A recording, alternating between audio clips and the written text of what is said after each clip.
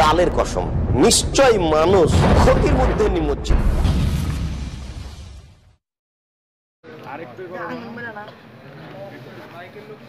সমস্ত প্রশংসা সেই মহান সত্তা আল্লাহ সুবহানাহু ওয়া তাআলার জন্য, যিনি আমাদের সৃষ্টি করেছেন। শুধু সৃষ্টি করেননি, এই পৃথিবীতে সহস্র কোটি মাখলুকাত সৃষ্টি করার পরেও যিনি আমাদের এই মানব জাতিকে সর্বশ্রেষ্ঠ জাতি, সর্বশ্রেষ্ঠ মাখলুকাত এবং সর্বশ্রেষ্ঠ নবী মুহাম্মদ সাল্লাল্লাহু আলাইহি ওয়াসাল্লামের উম্মত হিসেবে প্রেরণ করেছেন, সেই মহান সত্তা আল্লাহ সুবহানাহু ওয়া তাআলা সংক্ষিপ্ত শুকরিয়া সুজুদ আদায় করি তার নিজের শেখানো ভাষা দিয়ে। সকলে এক বাক্যে পড়ি আলহামদুলিল্লাহ। তারপর তার প্রিয় নবী মুহাম্মদ মুস্তাফা আহমদ মুস্তাফা সাল্লাল্লাহু আলাইহি ওয়াসাল্লামের প্রতি সহস্র কোটি দুরূদ এবং সালাম বর্ষিত হোক। সকলে পড়ি আল্লাহুম্মা আমিন। ঐতিহ্যবাহী খাটড়া জামে মসজিদ ফোরকানিয়া মাদ্রাসা ও গুরুস্থানের উন্নতি কল্পে 60তম বার্ষিকী বিরাট ইসলামী আলোচনা সভা আজ 19 ফেব্রুয়ারি 2021 শুক্রবার। এই আলোচনাটিকে সফল করার জন্য যারা শারীরিক দিক থেকে সাহায্য সহযোগিতা, অর্থ, শ্রম, মেধা, দোয়া, পরামর্শ দিয়ে আলোচনা সভাটিকে সফল করেছেন, মহান সত্তা আল্লাহ সুবহানাহু ওয়া তাআলার কাছে এই দোয়া, এই প্রার্থনা, আল্লাহ সুবহানাহু ওয়া তাআলা তুমি তাদের প্রত্যেকের নেক নিয়াত এবং নেক আমল তুমি কবুল করে নাও। সকলে বলি আল্লাহুম্মা আমিন।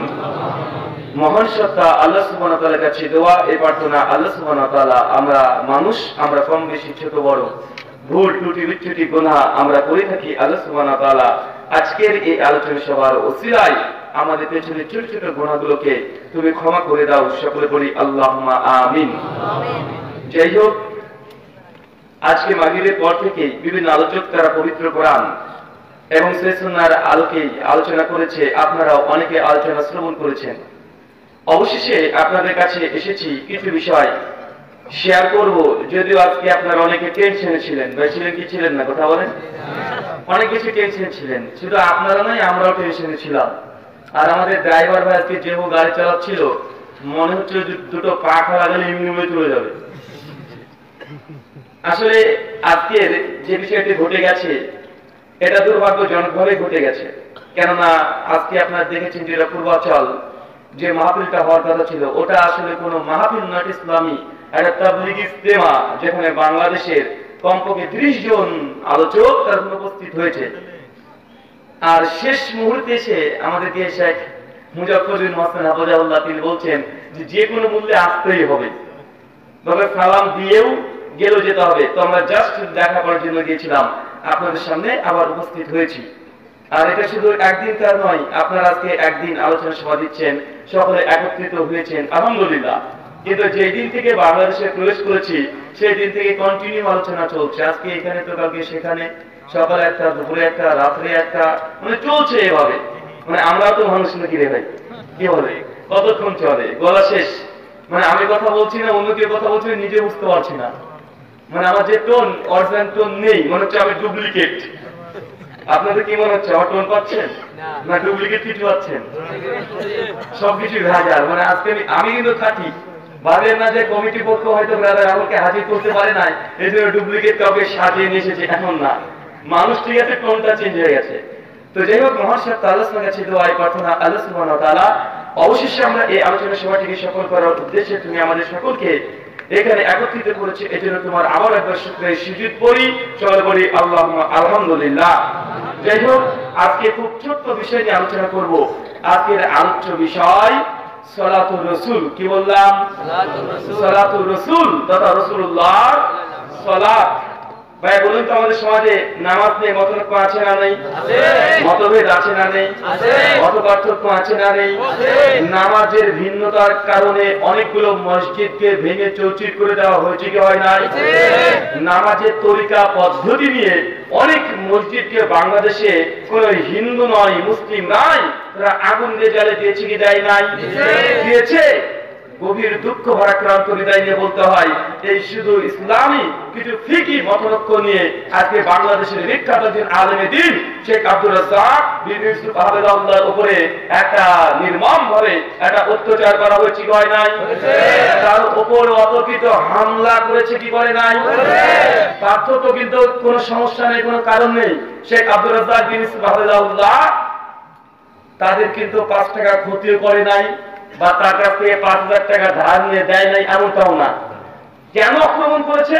কারণ একটাই, সহি আকীদা সহি আমল প্রচার করছে, এই জন্যই একটা অতর্কিত হামলা করে তাকে দুনিয়ার মুখ থেকে সরে দেওয়ার একটা পরিকল্পনা করেছে কি করে নাই? করেছে। ভাই মনে রাখবেন, গোটা বিশ্ব জগতে প্রায় 4,500 ধর্ম আছে। প্রত্যেকটা ধর্মের অনুসারীদের নিজের মত প্রকাশের স্বাধীনতা আছে না নাই? অবশ্যই আছে। আপনাদের বাংলাদেশে ভাই বলুন তো, খ্রিস্টানরা বড়দিন উদযাপন করে, হিন্দু দাদারা সরস্বতী পূজা দুর্গা পূজা করে, অবশ্যই করে। ইসলামও বলছে যারা যা করতে চায় তারা করুক, লাকুম দিনকুম ওয়ালিয়া দিন, তোমার ধর্ম তোমার কাছে, তোমার কর্ম তোমার কাছে, আমার ধর্ম আমার কাছে। কোন হিন্দু দাদারা খ্রিস্টানরা যদি তারা বড়দিন অথবা দুর্গা পূজা উৎসব করে, একজন মুসলিম ঐক্যবদ্ধ হয়ে তাদের মন্দির ভাঙবে অথবা তাদের ঠাকুর পুরোহিতদেরকে দুমদাম মারবে, বা ইসলাম এটা অনুমোদন দেয় না। কিন্তু আমরাও মানহাজে আহলে হাদিস আমরা ফলো করি, আমরা এটা প্রচার করতে পারি কি পারি না? কি পারি। কিন্তু আমাদের প্রচারের কারণে যদি মসজিদকে ভেঙে দেওয়া হয়, মাদ্রাসাকে ভেঙে দেওয়া হয়, আমাদের আলেমে দ্বীন প্রবীণ একজন আলেম, বয়স্ক একজন আলেম, তার গায়ে যদি হাত তোলে আমাদের অন্তর ব্যথা লাগে কি লাগে না? আমরা কি কখনো কোন আমাদের হানাফি ভাইদেরকে আমরা কখনো বলেছি যে খবরদার তোমরা আমাদের মসজিদে আসবে না? আমরা কি কখনো কোন হানাফি ভাই যদি আমাদের মসজিদে আসে নামাজ পড়তে, নাভি নিচে হাত বেঁধেছে, এই যে তাকে মেয়ের মসজিদ থেকে বের করে দিয়েছি, এমন কোন ইতিহাস গোটা বিশ্ব জগতে আছে না? কিন্তু অথচ আমাদের হানাফি ভাইরা কি জন্য আমাদেরকে কি মনে করে যে তাদের মসজিদে আমাদের যুবকরা যদি মসজিদে সালাত আদায় করতে যায়, যদি বুকের উপরে হাত বাঁধে মসজিদ থেকে লাথি মেরে বের করে দেয়, আছে না নাই? আছে। তাই আমি অবশ্যই হানাফি ভাইদেরকে বলবো, যারা আপনারা আজকে আমাদের আলোচনা শুনছেন, পরবর্তী সময়ে শুনবেন, অবশ্যই আপনাকে সহনশীল হন। কোন মানুষকে, কোন আদর্শকে যদি আপনি ধ্বংস করতে চান, গায়ের জোর দিয়ে কোন আদর্শকে ধ্বংস করা যায় না, আদর্শ দিয়ে আদর্শের মোকাবিলা করতে হয়। বাহুর জোর আর হাতের জোর আর মুখের জোর দিয়ে কোন আদর্শকে দুনিয়া থেকে কেউ সরাতে পারে নাই। বরং আপনার আদর্শ আপনি প্রচার করেন, আমার আদর্শ আমি প্রচার করবো। শ্রোতা যারা আছে তারা সেটাকে শোনার পরে সেটা হক বাতিল বুঝে তারপর সেটা গ্রহণ করবে। মনে রাখবেন, গোটা বিশ্ব জগতে আজকে ইসলামকে জঙ্গি বাদের ধর্ম বলা হয় কি হয় না? সন্ত্রাসের ধর্ম বলা হয় কি হয় না? মুসলিমদের দাড়ি টুপি দেখলে অমুসলিমরা ভয়ে ভীত সন্ত্রস্ত হয় কি হয় না? মাদ্রাসাকে জঙ্গির আতর ঘর বলা হয় কি হয় না? পবিত্র কোরআনকে বলা হয় সন্ত্রাসীমূলক একটা ধর্ম। গোটা বিশ্ব জগতে আন্তর্জাতিক মিডিয়া এইভাবে ইসলামকে আজকে প্রচার করছে। মানুষ ইসলামকে মনে করে আতঙ্ক, মানুষ মনে করে মুসলিমরা যত প্রসারিত হচ্ছে গোটা বিশ্ব জগতে আজকে অশান্তির মূল কারণ মানুষ ইসলামকে বলে কি বলে না? ভাই তার মানে ইসলামকে নিয়ে এত সমালোচনা, এত নিন্দা, কিন্তু ইসলাম কি দুনিয়া থেকে মিটে যাচ্ছে না এর আরো ফলপ্রসূ বাড়ছে? অবশ্যই বাড়ছে। কেন? যে জিনিসটাকে আপনি হক সত্য আদর্শকে যদি আপনি মিথ্যা প্রচার করেন, ওই মিথ্যা প্রচারটা মূলত আসলে প্রচারের কাজেই লেগে যায়। কয়েক বছর আগে আমি ভারতের আমাদের আসামে গিয়েছিলাম প্রোগ্রামের উদ্দেশ্যে। কেবল আমি ঢুকেছি, আমাদের কর্তৃপক্ষ বলছে রুগামিন ভাই অনেক চেষ্টা করেছি, আপনি তো এসেছেন ঠিক আছে, কিন্তু আপনাকে তুলতে পারবো না স্টেজে। কেন? ওনারা বলছে যে আমাদের বিরোধী পক্ষ যারা আছে তারা এই থানাতে কমপক্ষে অজস্র তারা লিখিত কপি জমা দিয়েছে যে পশ্চিম বাংলা থেকে একজন বক্তা এসেছে, উনি আসলে মুসলিম না, উনি খ্রিস্টান ধর্ম প্রচার করে, দাড়ি টুপি রেখে, মানে আমার ব্যাপারে লিখেছে, লিখে জমিয়ে দিয়েছে। আমার নাম আছে ব্রাদার, ওরা বিশ্বাস করছে হতেও পারে, ভালো ওইখান নাই। অতপর তারপরে যে আমি বললাম যে ভাই কিভাবে তারা প্রচার করেছে, উনি বলছেন ভাই 30 সপ্তাহ ধরে 3টে জুমা মৌলবীদের কাজই ছিল শুধু বিভিন্ন জুমাতে যাওয়া, মসজিদে যাওয়া, আর আমাদের এই মাহফিলের বিরুদ্ধে প্রচার করা যে খবরদার এই মসজিদে এই আলোচনা সবাই আপনারা আসবেন না, ওই বক্তারা খ্রিস্টান, মুসলিমদের মতো এসে কোরআন হাদিস বলে মুসলমানকে খ্রিস্টান করে, এই জিনিস প্রচার করে দিয়েছে। আমি বললাম আর কি করেছে, ওই যে কম পক্ষে ওরা 5 থেকে 6 হাজার 10,000 প্লাস তারা হ্যান্ডবিল লিফলেট ছাপিয়েছে, এই ধরনের লিফলেট ছাপিয়েছে। আমি তখন বলছি ভাই আপনারা কত ছাপিয়েছেন? উনি তো বলছে আমরা কত ছাপাবো, 2,000 ছাপিয়েছি। আমি তো বলছি আলহামদুলিল্লাহ, মানে ওদের 10,000 আপনাদের 2,000 12,000, মানে প্রচার পাবলিসিটি ভালো হয়েছে, মানে আপনাদের এই আলোচনা সভার প্রচার পাবলিসিটি বেশ ভালো হয়েছে। ঠিক আলহামদুলিল্লাহ। আমি তখন বললাম কোনো চিন্তা করবেন না, শুধু একটু মাগরিবের আজানটা হতে দেন, দেখা যায় কি হয়। মাগরিবের আজান হতে না হতে যতগুলো আয়োজন করেছে, যতগুলো সিট করেছে, তা 3 গুণ মানুষ বেশি চলে এসেছে। অনেক মানুষ এসেছে একটু দেখতে, দেখি তো খ্রিস্টান বক্তা দাঁড়িয়ে রেখে নাকি কোরআন হাদিস দিয়ে খ্রিস্টান মানে কি, এটা দেখতে এসেছে অনেকে। আর কিছু মানুষ এসেছে যোগে ধরে মারবো, ও আমার ইসলাম নিয়ে উল্টা পাল্টা বলে, মানে এসেন্সে এসেছে। দেখছি লাঠি সোটা নিয়ে তারা এসে ঘোরাঘুরি করছে। আমি তখন বলছি সে জিআই হোক, এসেছে তো মানুষ। আলোচনা যখন শুরু হয়ে গেল, কমপক্ষে 1.5 ঘন্টা আলোচনা করলাম। আলহামদুলিল্লাহ, যে কয়েকজন মানুষ তারা মারুকে হয়ে এসেছিল, তারা সে তাদের হুজুর দেখে গিয়ে উল্টা গিয়ে ঝামেলা শুরু করেছে। কি বলে, উনি তো ভালো কথা বলে, আল্লাহ আল্লাহ নবীর কথা বলে, আপনি কিসের মিথ্যা কথা বলছেন যে উনি খ্রিস্টান ধর্ম প্রচার করে? তাদের বিপক্ষের প্রচার আমাদের পক্ষে চলে এসেছে। তাদের মানসিকতা ছিল 5,000 হয়ে গেছে 15,000। আলহামদুলিল্লাহ, মানে বিরোধীদের প্রচারটা প্রচার কি প্রচার নয়। তাই মনে রাখবে, বিরোধীরা যতই নড়বে ততই পুঁতবে। তাই বিরোধিতা করে কখনোই সত্যকে দমানো সম্ভব নয়। আল্লাহ সুবহানাহু ওয়া তাআলা তুমি আমাদের কবুল কর, সকলে বলি আল্লাহুম্মা আমিন। আর মনে রাখবেন, আদম সন্তানের ফিতরাত আছে। ফিতরাতটা কি? আপনি যে কাজ নিষেধ করবেন সেটা বেশি করে করবেন। কেন? এটা আমাদের পৈতৃক সম্পত্তি হিসেবে পেয়েছি। পবিত্র কোরআন পড়বেন, সূরা বাকারা 2:28-30। আল্লাহ সুবহানাহু ওয়া তাআলা নবী আদমকে বলছে, এগুলো জান্নাত তোর, যা ইচ্ছা তাই কর, যেখানে ইচ্ছে সেখানে যা, যা ইচ্ছা তাই খাবি। শুধু আল্লাহ একটা নিষেধ করেছে, আর হচ্ছে গাছে গাছে যাবি না, ওটা জান্নাত তোর। নবী আদম কি করলেন? সমস্ত জান্নাত দরকার নয়, আল্লাহ যেটা নিষেধ করেছে ওখানে আগে গিয়েছে। কেন এটা নিষেধ করেছে? মানুষকে যেটা নিষেধ করা হয়, মানুষ সেটাই বেশি বেশি করে করে, তার জ্বলন্ত প্রমাণ।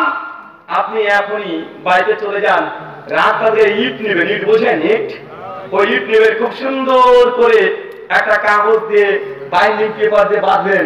বাঁধার পরে আপনার বউ আছে, বউকে বলবেন, বউ এটা রাখো, খবরদার খুলে দেখবে না, ফজরের সময় পাঠাতে হবে ঢাকাতে। শুধু এই কথা বলে শুয়ে পড়বেন। দেখবেন আপনি শুয়ে আছেন, আপনার বউ ভাবছে ঘুমায় না কেন, ঘুমায় না কেন। যে এখন এদিক ওদিকে একটু তাকাবেন, ঘুমিয়েছেন, নাক টাক ডাকবেন একটু, বউ লাভ দিয়ে উঠে ওটা খুলে দেখবে। কেন বলেন তো? নিষেধ করেছেন যে মানুষকে যেটা নিষেধ করা হয়, মানুষ সেটাই বেশি বেশি করে। আজকে শেখ আব্দুর রাজ্জাক বিন ইউসুফ হাফেজাল্লাহ করে যে আক্রমণ করা হয়েছে, এই আক্রমণ দেখে গোটা বাংলাদেশের মানুষ, তারা যারা চিনতো না, তারা কি আব্দুর রাজ্জাক বিন ইউসুফকে চিনেছে কি চিনে নাই? একটা প্রোগ্রাম হতে দাও নাই। আজকে এইসব যুবক যারা সিলেটের মাটিতে এই ঘটনা ঘটেছে, তারাই সিলেটে অসংখ্য ছেলেরা দেখবেন, তারপরে আব্দুর রাজ্জাক বিন ইউসুফের নামটাকে শুধু ইউটিউবে লিখবে, বাড়িতে বিছানার মধ্যে ঢুকে সঙ্গে বসে আব্দুর রাজ্জাক বিন ইউসুফ হাফেজাল্লাহর বক্তৃতা শুনে যেমন অজস্র মানুষ কয়েক বছরের মধ্যে পরিবর্তন ইনশাআল্লাহ হবে, ইনশাআল্লাহ হবে। কেন? কারণ যেখানে হকের বিরোধিতা করা হয়, ওখান থেকে হক চারা গজায়। মনে রাখবেন, এহসান ইলাহি জহির নাম শুনেছেন? একজন পাকিস্তানের বিখ্যাত ইসলাম আলেমে দ্বীন। তিনি বেরুলিয়াতের বিরুদ্ধে এত পরিমাণ লিখেছেন, এত বড় পরিমাণে বক্তৃতা দিয়েছেন যে তাকে দুনিয়া থেকে সরানোর জন্যই স্বয়ং স্টেজের উপরেই একদম জলসা চলছে, জলসার মাহফিল। ঠিক এই মতো অবস্থাতে তার ফুলের মালার মধ্যে টাইম বোমা সেট করে দিয়েছে, বেরাতিরাই এসে তাকে গলায় পড়ে দিয়েছে উদ্বোধনের জন্য। কিছুক্ষণ পর গোটা স্টেজ সহ পুরোটাই শেষ। এইভাবে বিরোধিতা করা হয়েছে। শাইখুল ইসলাম ইমাম ইবনে তাইমিয়ার নাম শুনেন নাই? শুনেছেন। দীর্ঘ 30টা বছর জেলখানাতে কাটিয়ে দিয়েছে। কেন? বেদাতীদের বিরোধিতার কারণে। 23টা বছর। কিন্তু শাইখ ইমাম ইবনে তাইমিয়ার নাম কি মানুষ ভুলে গেছে? জি না। পরে ইমাম ইবনে তাইমিয়ার মাজমুআল ফাতাওয়া 35 খণ্ডে জেলে সম্পন্ন করে ফেলেছে। চিন্তা করেছেন? ইমাম ইবনে তাইমিয়া বলেছিলেন সেই সময়তে যে আমাকে তোমরা কোথায় আটকে রাখবে, কোথায়? যদি দুনিয়াতে তুমি ছেড়ে দাও, দুনিয়ার মানুষকে হেদায়েতের জন্য আমি তাবলীগ করে বেড়াবো। যে জেলখানায় দাও, আমি তো মনে করছি ফাঁকা জায়গা, নির্মল জায়গা, এখানে লিখেন পৃষ্ঠার পর পৃষ্ঠা আমার ইলমের বাহার দিকে চলে যাবো। চিন্তা করি ইমাম ইবনে তাইমিয়া এমন কোন জায়গা নাই যে সে হাত দেয় নাই, তার কলমের ডগা এমন কোন সাবজেক্ট নাই, এমন কোন বিষয় নাই যে তুই লিখে নাই। লিখেছে 100%। যে কোনো বিষয়। আপনি যদি বিজ্ঞান মনে করেন, বিজ্ঞানের উপর তার গ্রন্থ লেখা আছে। সেই দিন আশ্চর্য হয়ে গেলাম, আমি কম্পারেটিভ রিলিজিয়ন নিয়ে পড়াশোনা করি, হিন্দু ধর্ম খ্রিস্টান ধর্ম। হঠাৎ আমার চিন্তা হলো যে ইমাম ইবনে তাইমিয়া খ্রিস্টান ধর্ম নিয়ে কি লিখেছে। পড়তে গিয়ে দেখলাম তার বইয়ের তালিকা আমি খুলেছি মাত্র এই সামলাতে, তো দেখছি একটা বই চলেছে জবাবুস সহিহ, খ্রিস্টান ধর্মের জবাবে 6 খণ্ডের রচনা করেছে ইমাম ইবনে তাইমিয়া। কিন্তু সেই মানুষটাকে মুসলিম বেদাতীরাই তাকে 23টা বছর জেলখানায় আবদ্ধ করে রেখেছে। এটা ইমাম ইবনে তাইমিয়া। বা ইমাম বুখারী নাম শুনেন নাই? যার বুখারী না পড়লে একজন মুসলিম প্রকৃত মুসলিম হতে পারে না, আমল করতে পারবে না। যে বুখারী না পড়লে সে একজন আলেম হতে পারে না। গোটা বিশ্ব জগতে যত মানুষ আলেম দাবি করে, সে কি বুখারী বিহীন সে আলেম হয়েছে? কথা বলেন। অথচ ইমাম বুখারীকে বেদাতীরা তার জন্মভূমি বুখার থেকে খালি পায়ে নিজের জুতো নিতে দেয় নাই, মারতে মারতে মারতে মারতে তাকে তাড়িয়ে দিয়েছে বেদাতীরাই। ইমাম আহমদ বিন হাম্বল রাহিমাহুল্লাহ শুধুমাত্র বেদাতীরা বলেছিল কোরআন হচ্ছে মাখলুক, এটা আল্লাহর সৃষ্টি। আর ইমাম আহমদ বিন হাম্বল তিনি বলেছিলেন কোরআন এটা আল্লাহর মাখলুক নয় বরং আল্লাহর সিফাত। এই কথা দৃঢ় থাকার জন্য ইমাম আহমদ বিন হাম্বলকে প্রতিদিন জেলখানায় আবদ্ধ রেখে 100 করে বেত্রাঘাত মারা হতো। উটের উপরে, পিঠের পিঠে, ঘোড়ার পিঠে তাকে নিচে 2 পা বেঁধে গোটা বাগদাদের শহরে ছেঁচড়িয়ে ছেঁচড়িয়ে নেমে যাওয়া হতো তাকে। ইমাম আহমদ বিন হাম্বলকে কেন? যুগ যুগ ধরে যারা বেদাতি আছে তারা হকপন্থী আলেমদের উপরে বাহুর জোর দেখায়, এটাই বাস্তব প্রমাণ। যুগ যুগ ধরে, আজকের নয়। যারা বাপ দাদা ধর্মকে মনে করে ধর্ম আসমান থেকে যে আল্লাহর ওলির ঝর্ণাধারা বর্ষণ হয়েছে, যারা গ্রহণ করতে চায় না, তারা দিন দিন যত গিয়েছে সব সময় তারা শক্তি প্রয়োগ করেছে। সেই সময়তে নবী ইব্রাহিম নাম শুনেন নাই ভাই? ইব্রাহিমকে জন্মাতে দেবে না, ঠেকাতে চেয়েছিল কে? নমরুদ। জন্মাতে দেবে না। নবী মুসা জন্মগ্রহণ করবে, ফেরাউন তাকে বলে দিয়েছে যে একজন জন্মগ্রহণ করবে তার নাম মুসা, তোর ভবিষ্যৎ শেষ। ফেরাউন চক্রান্ত করলো যে মুসার জন্মটাকে ঠেকিয়ে দেবো, কিন্তু সে কথা বলেন জি না। নবী ইয়াহইয়া জাকারিয়া আলাইহিস সালামকে সেই সময়কার বেদাতি নয় বরং যারা বাপ দাদা ধর্মটাকে ধর্ম মনে করতো, জাকারিয়াকে করাত দিয়ে কেটে শেষ করে দিয়েছে। নবী কি চিন্তা করেছেন? নবী ঈসা আলাইহিস সালামকে সেই সময়কার ব্যক্তিরা যারা বাপ দাদা ধর্মকে ধর্ম মনে করতো, অন্য কোন জিনিসকে ধর্ম মনে করে না, যতই আল্লাহর আসমান থেকে ওহী চলে আসুক তারা নবীকে অস্বীকার করেছে। তারা নবী ঈসাকে ক্রুশে ঝুলানোর জন্য তারা প্রস্তুতি নিয়েছিল। আল্লাহ হেফাজত করেছে। ভাই যুগ যুগ ধরে মানুষ নেই, এখন কিন্তু আছে। আমাদের নবী মুহাম্মদ সাল্লাল্লাহু আলাইহি ওয়াসাল্লামকে তাইফের ময়দানে বাপ দাদা ধর্মের দোহাই দিয়ে তারা মারতে মারতে মারতে মারতে দাঁত মর শহীদ করে দিয়েছে। আছে না? নাই আছে। তাই মনে রাখবেন, আমাদের বেদাতি ভাই বলতে হানাফি ভাইদেরকে সবাইকে বেদাতি বলছি না, মানে শুধু একটা বোঝানোর জন্য বলছি, ভাই আপনার আদর্শ আপনি প্রচার করেন, আমাদেরকে আমাদের আদর্শ প্রচার করতে দেন। ইনশাআল্লাহ আপনি যদি হক হন আপনার বিজয় অনিবার্য, আর আমরা যদি বাতিল হই অবশ্যই দুনিয়া থেকে আমরা মিটে যাব। কিন্তু এইভাবে আদর্শ দিয়ে লড়াই করেন, হাত দিয়ে নয়। আজকের আলোচ্য বিষয় সালাতুর রাসূল, রাসূলুল্লাহ নামাজ। আজকে বলেন যে ভাই নামাজ পড়েছেন? জি পড়েছি। ভাই এই যে নামাজটা পড়লেন কিভাবে? তো ভাই আমরা তো শাফি মাযহাব মানি, এটা শাফি মাযহাবের নামাজ। উত্তর আছে না নাই? আপনার নামাজটা কি? এটা হানাফি স্টাইলের নামাজ। এটা মালিকি স্টাইলের নামাজ, এটা হাম্বলি স্টাইলের নামাজ। ভাই মানুষ উত্তর দেয় কি দেয় না? দেয়। কিন্তু আমাদের উত্তর কি এমনটা হওয়া দরকার ছিল? আর উত্তর কেমন হওয়া দরকার ছিল? সহিহ বুখারী প্রথম খণ্ড 88 পৃষ্ঠা দারুল উলুম দেওবন্দ থেকে ছাপা হাদিস নাম্বার 631, ইসলামিক ফাউন্ডেশন সহিহ বুখারী হাদিস নাম্বার 603, আধুনিক প্রকাশনী হাদিস নাম্বার 595। আল্লাহ নবী মুহাম্মদ সাল্লাল্লাহু আলাইহি ওয়াসাল্লাম মালিক বিন ওয়ারিস একজন সাহাবীকে বলছে, সল্লু কামা রাআইতুমুনি উসাল্লি, সালাত আদায় করো সেইভাবে, নামাজ সেইভাবে পড়ো যেভাবে আমাকে দেখলে। কাকে? মানে নামাজটা আমাদের কার মতো হবে? কথা বলেন। নবীর মতো নামাজ হবে। না হানাফি, না শাফি, না মালিকি, না হাম্বলি। অনেক মানুষ, যারা সাধারণ মানুষ আছে, তারা মনে করে এই মাযহাব বা চার ইমামকে আল্লাহর রাসূল নিযুক্ত করে দিয়েছেন। জি না, আপনি ভুল ভাবছেন। আল্লাহর নবী মৃত্যুবরণ করছে 11 হিজরি। কত হিজরি? 11 হিজরি 12 রবিউল আউয়াল সোমবার সকাল 9টা থেকে 10টার সময় আল্লাহর নবী মৃত্যুবরণ করেছে। আম্মা জান আয়েশা রাদিয়াল্লাহু আনহার রাঙের করে মাথা দিয়ে তার নিজ বাসভবনে হুজরায় বিশ্বনবী দুনিয়া থেকে চলে যান। তারপরে প্রায় 80 বছর পর, 70 বছর পর ইমামে আজম আবু হানিফা রাহিমাহুল্লাহ তিনি জন্মগ্রহণ করেন। অনেক মানুষ মনে করে যে আমাদের মধ্যে যে 4টে মাযহাব আছে, মাযহাবগুলো বিশ্বনবী তিনি অনুমোদন দিয়েছেন। জি না, এই মাযহাবগুলো এসেছে বিশ্বনবী মৃত্যুর কমপক্ষে 80 বছর পর। কত বছর পর? আল্লাহর নবী মৃত্যুবরণ করছে 11 হিজরি, আর ইমাম আবু হানিফা রাহিমাহুল্লাহ জন্মগ্রহণ করছে 80 হিজরি, মৃত্যুবরণ করছে 150 হিজরি। ইমাম মালিক দ্বিতীয় ইমাম জন্ম 93 হিজরি, মৃত্যু 179 হিজরি। তৃতীয় ইমাম ইমাম শাফিঈ জন্ম 150 হিজরি, মৃত্যু 204 হিজরি। চতুর্থ ইমাম ইমাম আহমদ ইবনে হাম্বল জন্ম 164 হিজরি, আর মৃত্যু 241 হিজরি। এই 4টে ইমাম, যাদের নামে 4টে মাযহাব প্রতিষ্ঠিত আছে গোটা বিশ্ব জগতে, মনে রাখবেন এই 4 ইমামের সঙ্গে একজনেরও রাসূলের দেখা হয় না। এমনকি কোন সাহাবীরও দেখা হয় নাই। অনেকে বলে না ইমাম আবু হানিফা রাহিমাহুল্লাহর সঙ্গে সাহাবীর দেখা হয়েছে 5 জন। জিনা, এই কথা মিথ্যা। ইমাম আবু হানিফা রাহিমাহুল্লাহর সঙ্গে কোন সাহাবীর দেখা হয় নাই। বলা হয়ে থাকে যে সাহাবীরা জীবিত ছিল, কিন্তু ইমাম আবু হানিফা রাহিমাহুল্লাহর সঙ্গে কোন দাস ইমাম আবু বকর সাহাবীর সঙ্গে পায় নাই। অনেকে বলে আনাস বিন মালিক রাদিয়াল্লাহু আনহু তার সঙ্গে ইমামে আজম আবু হানিফা দেখা হয়েছে, এই কথাও মিথ্যা। ইমাম দারাকুতনি রাহিমাহুল্লাহ সাবালাতে দারাকুতনি রাবি নাম্বার 265 তে বলেছে ইমাম আবু হানিফার সঙ্গে আনাস বিন মালিকের সাক্ষাৎ হয় নাই। জাস্ট জীবিত ছিল, এর সাক্ষাৎ হয় নাই।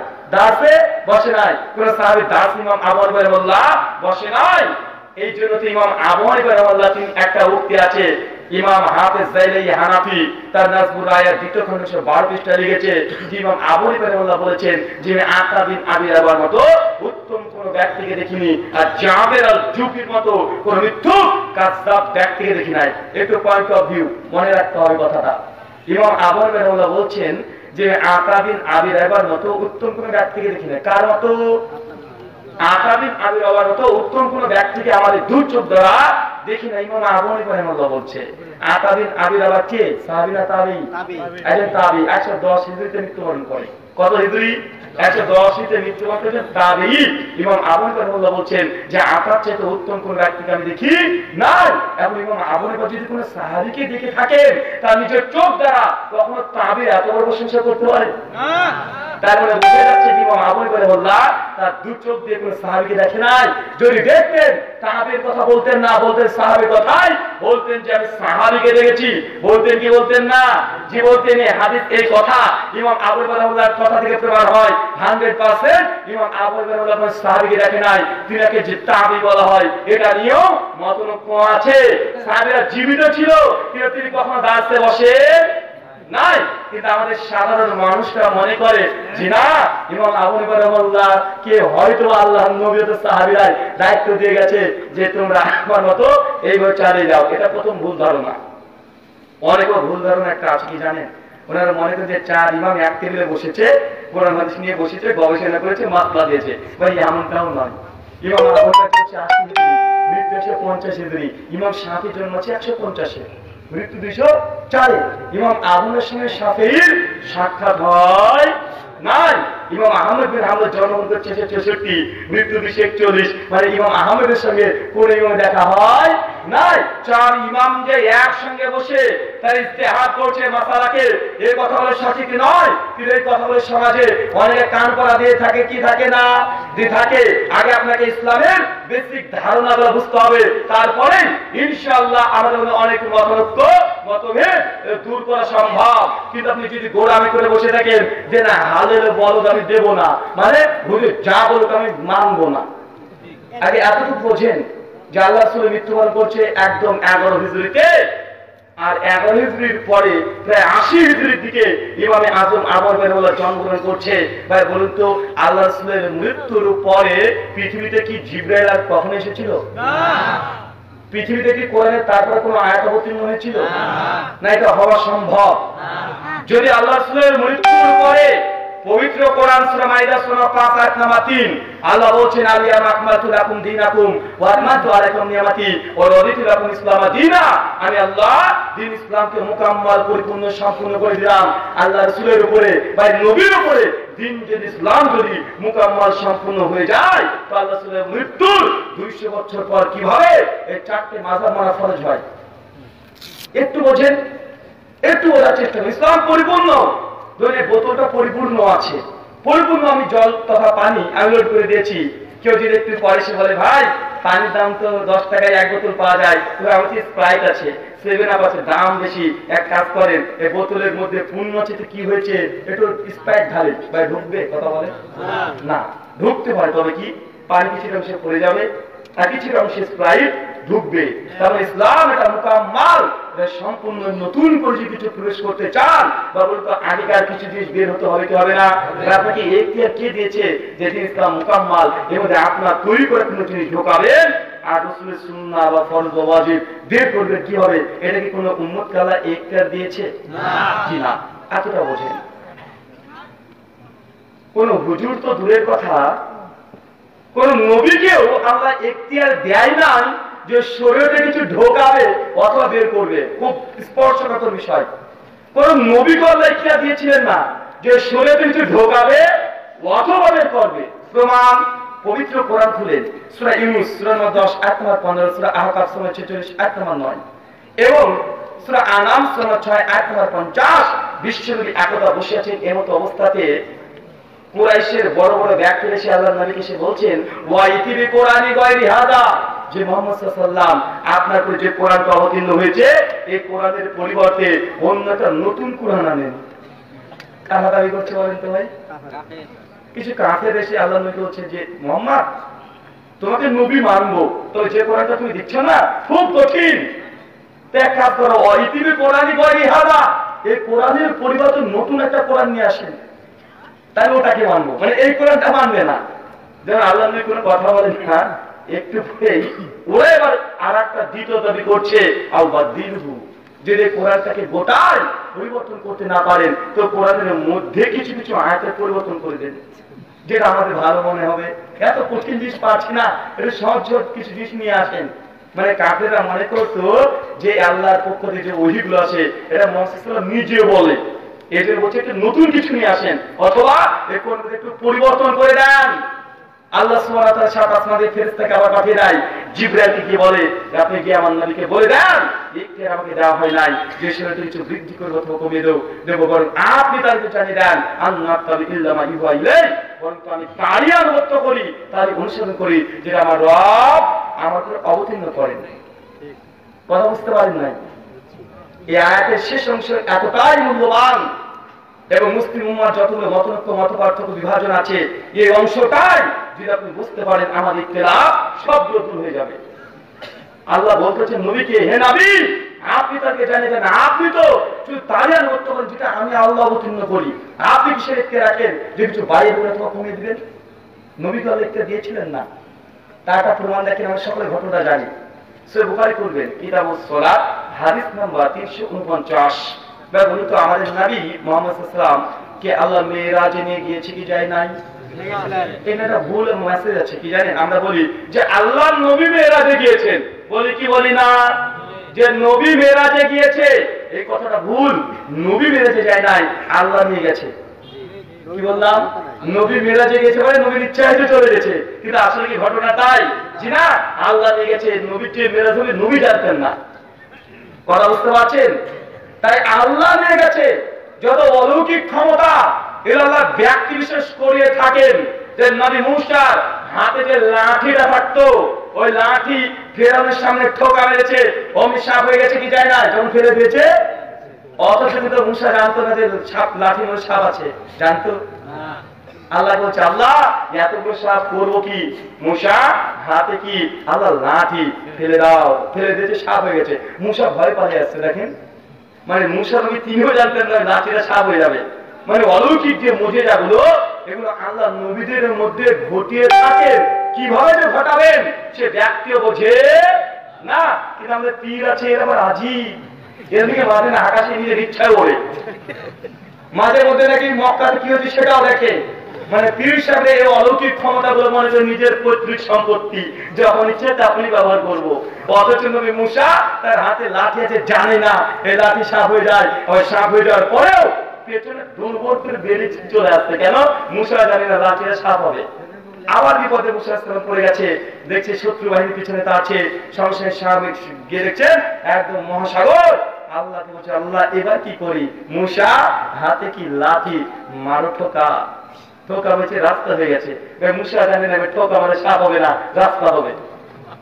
আর ওই লাঠি দিয়ে তিনি কর্মগুলো করেছেন কি করেন নাই?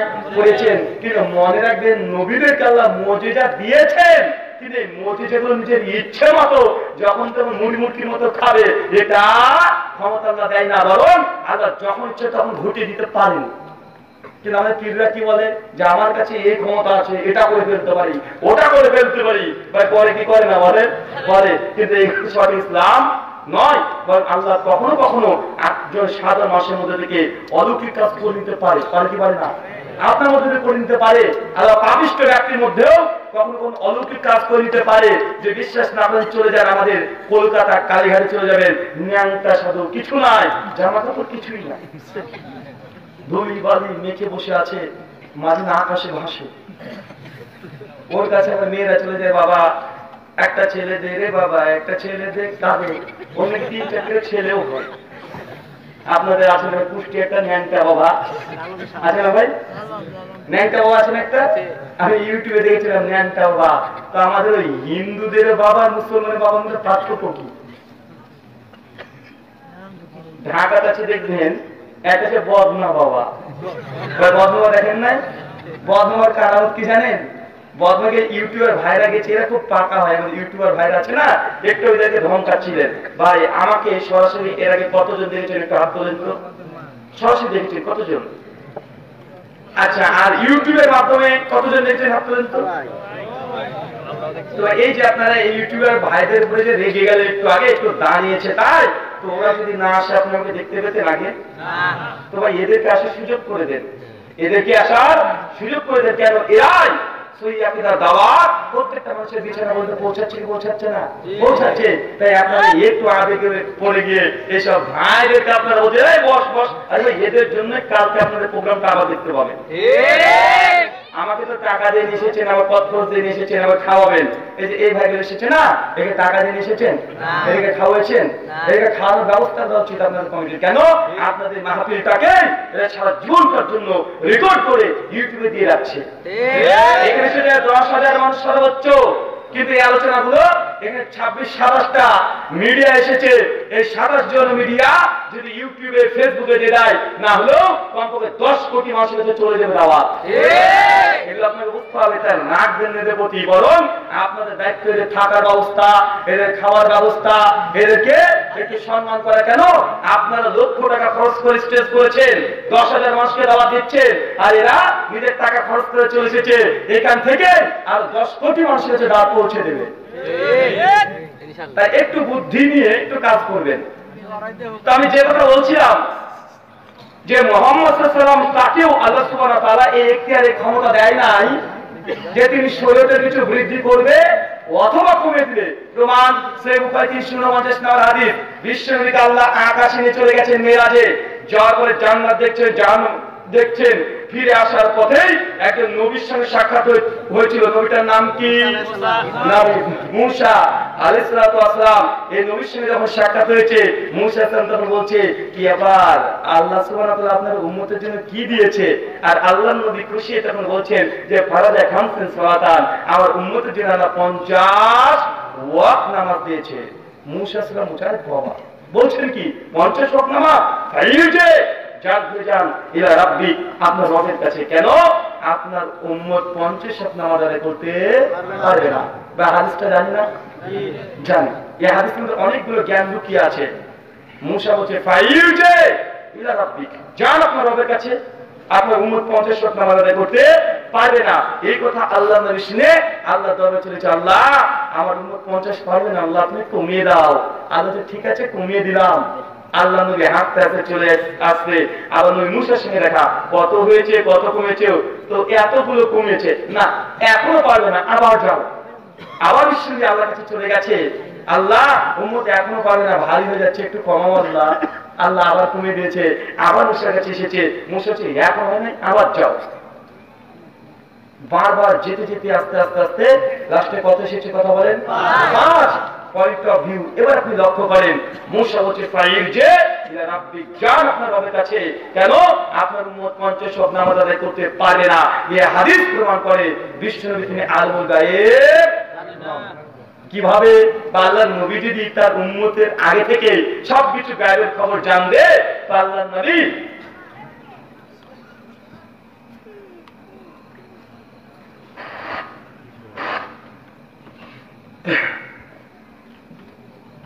আল্লাহর নবী তিনি যদি আলমুল গায়েব হবেন, তাহলে 100% অবশ্যই যখন আল্লাহ 50 ওয়াক্ত নামাজ দিয়েছিলেন, আর নবী যদি গায়েবের খবর অদৃশ্যের খবর জানে থাকে, অবশ্যই আল্লাহকে তখন বলতেন, আল্লাহ আমার উম্মত 50 পারবে না, আল্লাহ তুমি কমিয়ে দাও। বা বলতেন কি বলতেন না?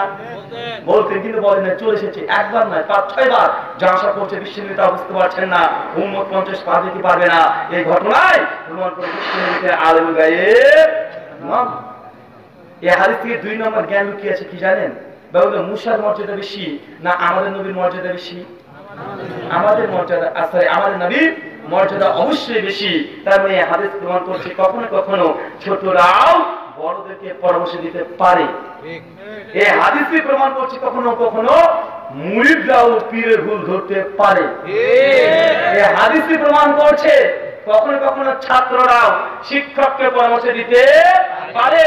পীর শিক্ষক যদি বলে তুই ছোট, তোর কথা কি শুনবো, যে নাকটাকে একটু বাঁকা করে দেয়, জানবেন এই শিক্ষক এই পীর আদর্শ ব্যক্তিত্ব নয়। মূসা আলাইহিস সালাম বলছে ফাইজি ইলা রাব্বি, যান ঘুরে যান আপনার রবের কাছে। আল্লাহ নবী বারবার যায়, প্রতিবাদই করে না। বুঝতে পারছেন? এই হাদিস থেকে 3 নম্বর আরেকটি পয়েন্ট লুকিয়ে আছে। চিন্তা করে দেখেন, মূসা আলাইহিস সালাম বলছে ফাইজি ইলা রাব্বি, যান আপনার রবের কাছে। ঘটনা কিন্তু দুনিয়ার না, কোথাকার? আকাশের ঘটনা। নবীদেরকে যে আল্লাহ এখতিয়ার দিতেন শরীয়তে কিছু বাড়াবে অথবা কমাবে, এই যে নবীরাই করতে পারতেন। আপনার কাছে প্রশ্ন রেখে যায়, ভাই বলুন তো 2 জন নবী আকাশে আছে, 50 কে যদি 5 করার এখতিয়ার থাকতো, তো নবী মূসা আর নবী মুহাম্মদ সাল্লাল্লাহু আলাইহি ওয়াসাল্লাম দুজনই পরামর্শ করে 50 ওয়াক্ত নামাজকে নিজেরাই দুনিয়াতে পাস করে নিয়ে আসতো। আল্লাহর সেটা 5 পয়সা দরকার হতো না। কিন্তু গিয়েছেন বারবার কেন? কারণ এটা ইবাদত, এটা ইসলাম। নবীর রাসূলুল্লাহ ইখতিয়ার দেয় নাই যে 50 আমি আল্লাহ দিয়েছি, নিজের ইচ্ছায় পাস করবা, এটা আল্লাহ ইখতিয়ার দেয় নাই। এই জন্য তো 50 ওয়াক্ত নামাজকে কমানোর জন্য বারবার আল্লাহ দরবারে যেতে হয়েছে। আর হুজুররা আছে, এটা কি বাপ মারা গেছে 40 খানা দিয়েছেন কেন? এটা তো কোরআন হাদিসে নেই। জানি এটা কোরআন হাদিসে নেই, কেন করছেন? এটা হচ্ছে বেদাতে হাসানা। কথা বলেন হুজুর, এই যে মিলাদ করলেন, বাপ মারা গেল 3 দিন পরে, 4 দিন পরে, 7 দিন পরে করলেন, এটা কোথায় আছে কোরআন হাদিসে? জানি তা নেই, কেন করলেন? আরে আমরা জানি এটা তো ভালো কাজ, করলে ক্ষতি কি? তো এটা তো বেদাত। আরে বেদাত, সব বেদাত খারাপ না, এটা বেদাতে হাসানা। হুজুর সিল মারছে একটা করে, নতুন আমল তৈরি করছে, নতুন ইবাদত তৈরি করছে, স্কিল মেরে দিচ্ছে, বেদাতে হাসানা বলে। বা আছে না নাই? অথচ নবীরাই শরীরে কিছু বৃদ্ধিও করতে পারতেন না, কমাতেও পারতেন না, অথচ হুজুররা সব পারে হাসানার জোরে। শুধু হাসানার হাসানা আছে না নাই? এই যে মারা গেল বাপ, আপনি কাঁধে নিয়েছেন বড় ভাই, ডান দিকে বাম দিকে ছোট ভাই, তারপরে চাচাতো ভাই, মামাতো ভাই, আপনার বাপ অথবা মা বা প্রতিবেশীকে টানে নিয়েছে, এখন বলছে 10 কদম যাবি তারপরে কাজ পরিবর্তন করবি। কোথায় পেয়েছেন? কে জানে কোথায় পেয়েছে, কিন্তু চলছে। আছে না ভাই, কথা বলে আছে। এটা কি? এটাতে পড়েছে নাই, জানি করে বলছি নেই, তবে এটা কি? এটা বেদাতে হাসানা।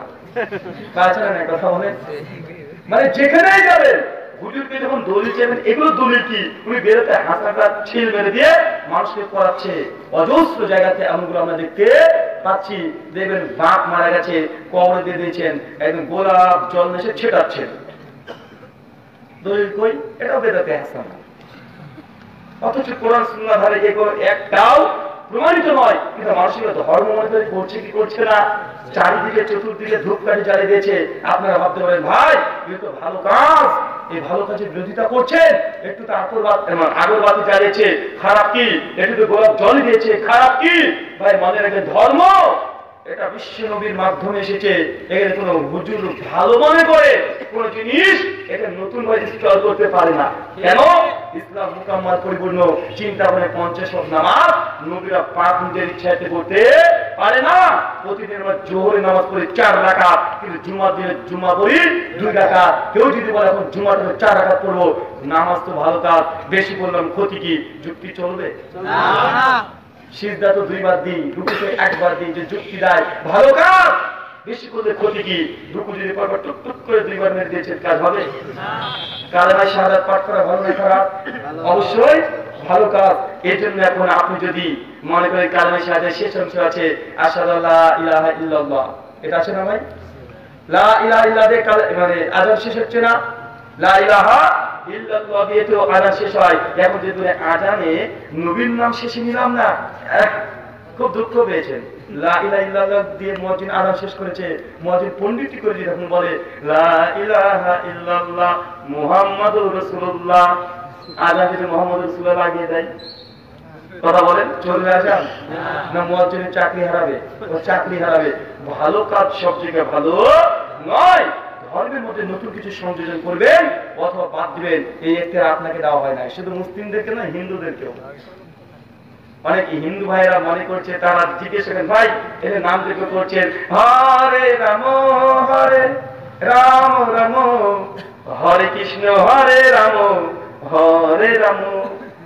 ওই জিজ্ঞেস করেন হুজুর ঠাকুর মশাই এই যে হরে রাম কৃষ্ণ কৃষ্ণ কৃষ্ণ হরে হরে, এই যে 16টা অক্ষর 32টা 16টা ওয়ার্ড 32টা বিষয় নিয়ে আপনারা আলোচনা করছেন, 3 দিন 7 দিন আলোচনা করছেন। প্রমাণ কোথায় পণ্ডিত জি? কোথায় লেখা আছে? আপনার ধর্মগ্রন্থের বেদের কোথায় লেখা আছে? গীতার কোথায় লেখা আছে? দেখবেন ওরা বলবে হয়ে আসছে তাই করছি। কেন? হরে কৃষ্ণ হরে রাম এটাও নেই, এটাও বেদাত, এটা হিন্দু ধর্মের বেদাত। বলে গেলাম হরে কৃষ্ণ হরে রাম এই যে স্লোগানটাই 4টে বেদের মধ্যে 20,536টা শ্লোক আছে, এক জায়গাতেও নাই। মহাভারতের মধ্যে 10,000 শ্লোক আছে, এক জায়গাতেও নাই। ভাগবত পুরাণে 12,000 শ্লোক আছে, একটা জায়গাতেও এই হরে কৃষ্ণ হরে রাম রাম রাম হরে কৃষ্ণ একবারও এই শ্লোক ব্যবহার করা হয় নাই। এটা পণ্ডিতদের ফ্যাক্টরিতে তৈরি করা। যেমন মিলাদ তৈরি করা হুজুরদের ফ্যাক্টরিতে, তাবিজ তৈরি করা হুজুরদের ফ্যাক্টরিতে, ঠিক এই নামযোগ্য যেটা করা এটা হিন্দু ধর্মীয় শাস্ত্রে নাই। কিন্তু হিন্দুরা করছে কেন? বাপ দাদা পুরো পুরুষ ধরে আসছে, এই জন্যই। হিন্দুদের ধর্মগ্রন্থ শ্রীমদ্ ভাগবত গীতা অধ্যায় 16 শ্লোক 23 এবং 24 দুটো মন্ত্র আছে। ওখানেও বলা হচ্ছে, মন্ত্রের অংশে দেখে কি বলছে? মন্ত্র বলছে ইয়া শাস্ত্রবিধি মুশ্রী যাবতদ কাম করাতা না সুখম না সিদ্ধাম না ব্রতি না পরম গতিম। কিছু বুঝলেন না? বলেন কি বলে? মৌলবী সব ঠাপ হয়ে গেল কি হবে? ইয়া শাস্ত্রবিধি মুশ্রী যাবতদ কাম করাতা না সুখম না সিদ্ধাম না ব্রতি না পরম গতিম। হে অর্জুন, যারা ধর্মবন থেকে ছেড়ে দিয়ে নিজের খেয়াল খুশি দ্বারা যজ্ঞ করে, পুজো করে, অর্চনা করে, না সুখাং না সিদ্ধাং না ব্রতি না পরম গতি, এই ব্যক্তি কখনোই সুখ লাভ করতে পারে না। সুখ লাভ মানে মক্ষলা, মক্ষলা মানে জান্নাত যেতে পারে না। কোন ব্যক্তি? যে ব্যক্তি ধর্মবন্ধকে ছেড়ে দিয়ে নিজের নাচের অনুসরণ করেন, নিজের প্রবৃত্তির অনুসরণ করে ধর্ম পালন করে, এই ব্যক্তি কখনোই মক্ষলা করতে পারে না। ভাই কথার সঙ্গে একমত কি একমত নয়? একমত। কেন? আল্লাহ নবী এই কথা বলেছেন। সহিহ বুখারী হাদিস নম্বর 2697, আল্লাহ নবী বলেছেন, মান আমিলা আমালান লাইসা আলাইহি আমরুনা ফাহুয়া রাদ্দুন। কোন ব্যক্তি এমন কোন আমল করলো যে আমলের ব্যাপারে বিশ্বনবী বলে নাই, করে নাই, অনুমোদন দেয় নাই, ফাহুয়া রাদ, সেটা বাতিল। আল্লাহ নবীও বলেছে ধর্মগ্রন্থের বহির্ভূত কোন আমল যদি করেন এটা আল্লাহ কবুল করবেন না।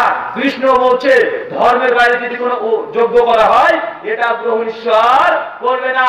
বলতে আমরা একমত না? একমত নয়। আমাদের বিভিন্ন হুজুরকে আছে, জিজ্ঞাসা করবেন, হুজুর আপনাদের একটা বই আছে ফাজাইলে আমল, পৃষ্ঠা নাম্বার 63-তে লিখেছেন ইমামে আযম আবু হানিফা রাহিমাহুল্লাহ তিনি আল্লাহকে 100 বার দেখেছেন। কয়বার? 99 বার দেখেছেন। কয়বার? 99 বার।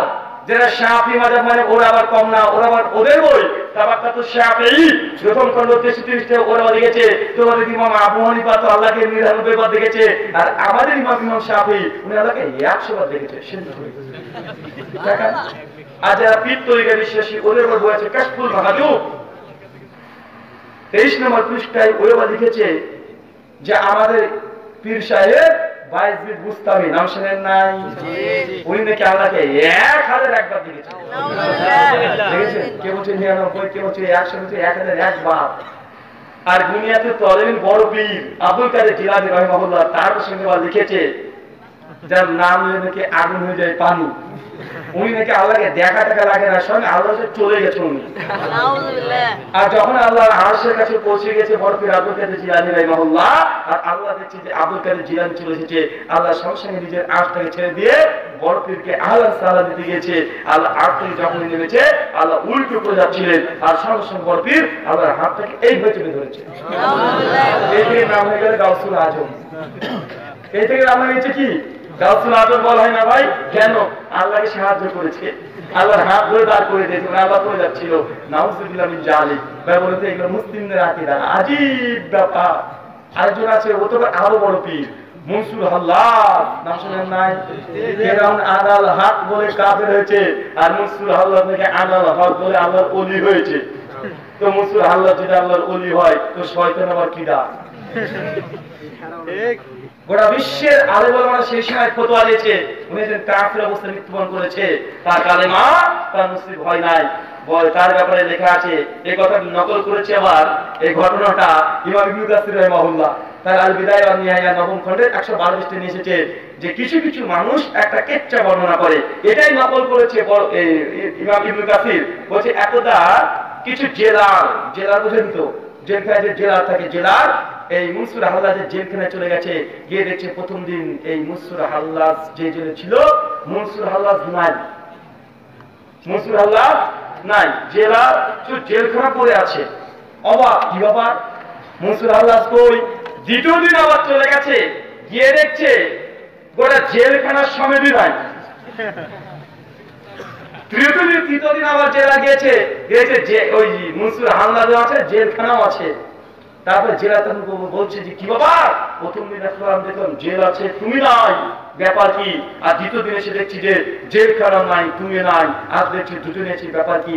মনসুর হাল্লাজ জবাব দিয়েছে প্রথম দিন তুমি যখন এসেছিলে সেই সময় জেলকে দেখেছে আমি ছিলাম না, মানে আমি আল্লাহর সঙ্গে দেখা করতে গিয়েছি।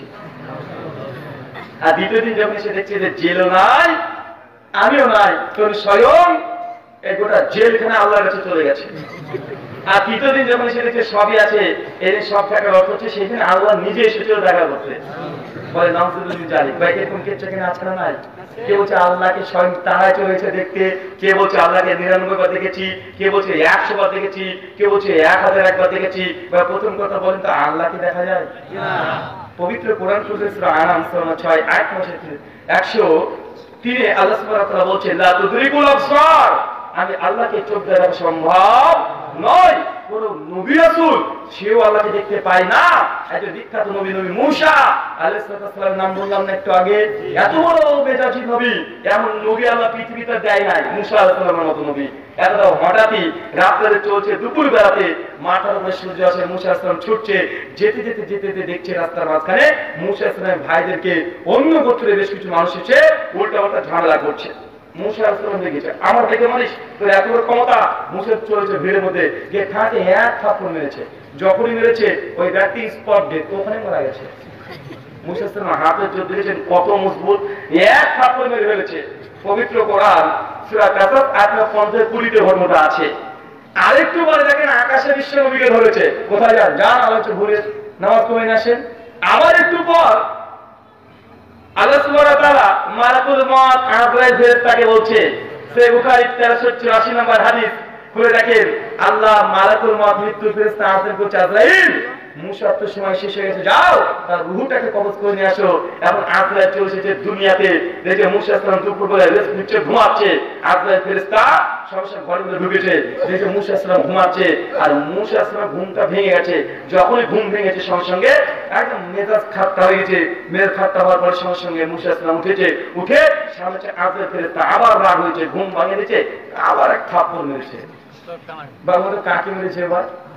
আজরাইল ফেরেশতা মানে মালাকুল মউত মৃত্যুর ফেরেশতাকে মেরে দিয়েছে। সহিহ বুখারী বর্ণনা, এই মালাকুল মউতের চোখ সঙ্গে সঙ্গে অন্ধ হয়ে গেছে, তার চোখের এই গোল অংশটা নিচে গড়গড় গড়গড় করে গোল খেলছে। এখন সঙ্গে সঙ্গে মালাকুল মউত ভয়ে আল্লাহর কাছে চলে গেছে, আল্লাহ কার কাছে পাঠালে? এমন তোমার বান্দার কাছে পাঠিয়েছো, দেখাও সারা মারাও সারা। ভাইয়ের নাম কি বলেন তো? মুসা আলাইহিস সালাম। এত বেজাতি ব্যক্তি, প্রথমে সাধারণ মানুষকে মেরে ফেলছে, গেল একটা বিষয়। দুই, আল্লাহর নবীকে আকাশে ধরেছে, কোথায় যান যান কমে আসেন। নবী হলো মাসের পরে ব্যক্তি কে সর্বশ্রেষ্ঠ? নবীরা। এরপর ফেরেশতাকে মেরে অন্ধ করে দিয়েছে, দেখেছেন ক্ষমতা কত মুসা। এবার কি আছে বলেন তো? কেউ আছে? মানুষ হলো, নবী হলো, ফেরেশতারা কি আছে? আর কেউ না, আল্লাহ আছে।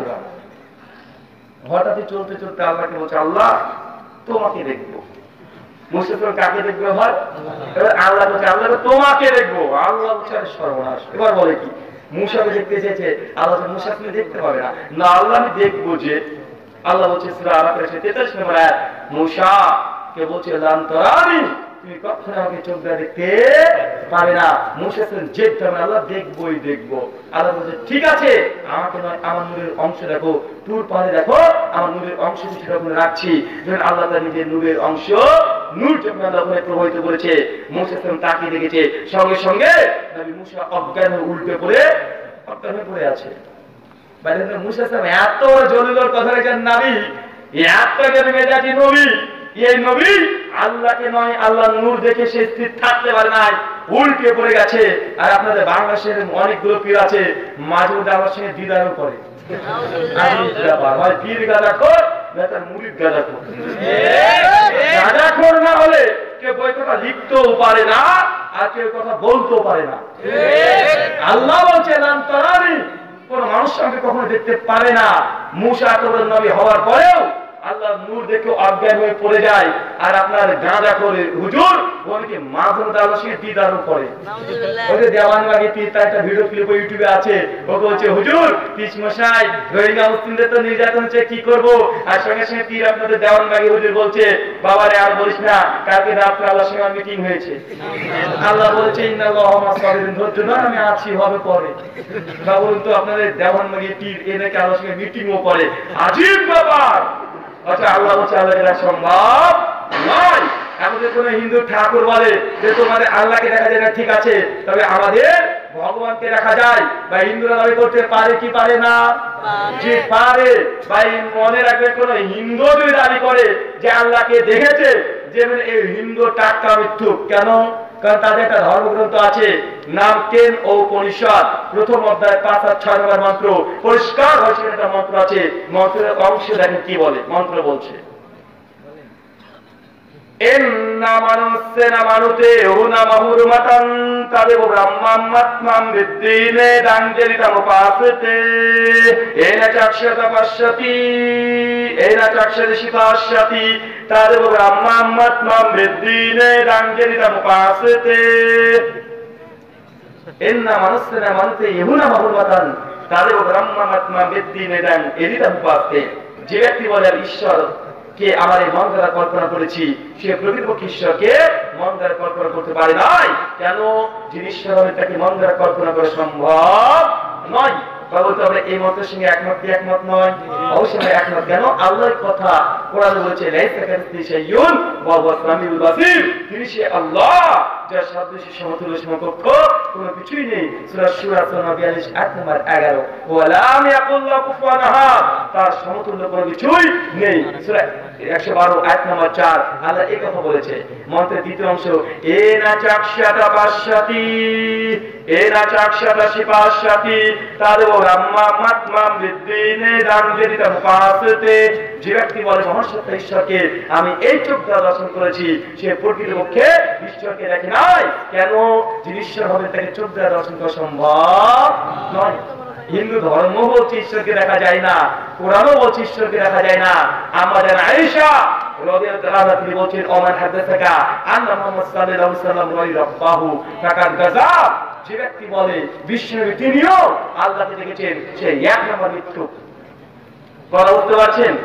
যে ব্যক্তি বলবে যে আল্লাহর নবী তিনিও মেরাজের রাত্রিতে আল্লাহকে দেখেছেন, আম্মা জান বলছে ফাকাদ গাযাব, সে টাটকা মিথ্যুক।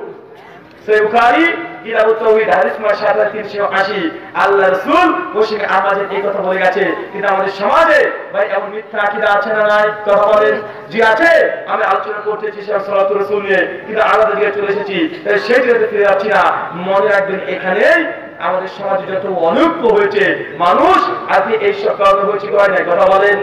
আমরা যখন বলছি হাদিসে আছে আর উনি বলছেন কি আছে আছে, আমরা হচ্ছে হাদিসে আছে উনি বলছেন ফিকহ কিতাবে আছে, বা বলতে এইভাবে করলে মুসলিম উম্মাহ কখনো ঐক্য হতে পারে? কথা বলেন।